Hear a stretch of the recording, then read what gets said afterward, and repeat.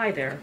My name's Noor Abduli, and I'm part of the Youth Amplifiers Group with the Office for the Provincial Advocate of Children and Youth.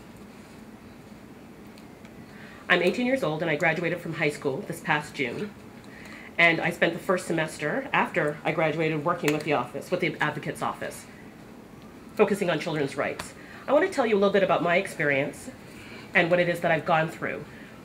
In particular, I want to talk about my language, the language that I value very much, American Sign Language. Back when I was in high school, I was in class. I was actually giving a presentation. I was expected to be ready and prepared for my presentation. I was standing in front of the class, and I had an interpreter who was working with me, and the teacher off to the side evaluating my work.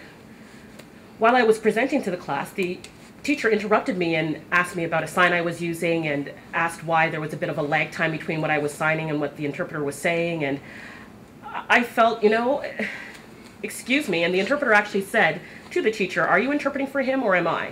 The teacher was, I think, a bit taken aback, and the class started to laugh. And, it made me feel a little bit embarrassed by the whole thing. It kind of spoiled my presentation and the project that I was doing. But I tried to remain positive and continue my presentation. And when I was done, I approached the teacher to find out my mark, and I only got 60%. And I thought, my goodness, 60%, excuse me? Was it because of what happened during the presentation? Was it because I was interrupted? I did so much research and work on my project, and I didn't think I deserved such a low mark. So I think from his perspective, American Sign Language wasn't a language, a bona fide language, but it is. It's something that I value very much, and it's important for me and for deaf people. It's the way that we communicate. That's why I understand that my right is to use American Sign Language. It's the language that I use. It's my primary mode of communication. And it's a very valuable language that's used out in the community. There is something that I want to add. I'm not sure if it's going to offend anyone. I mean for it to be a humorous observation.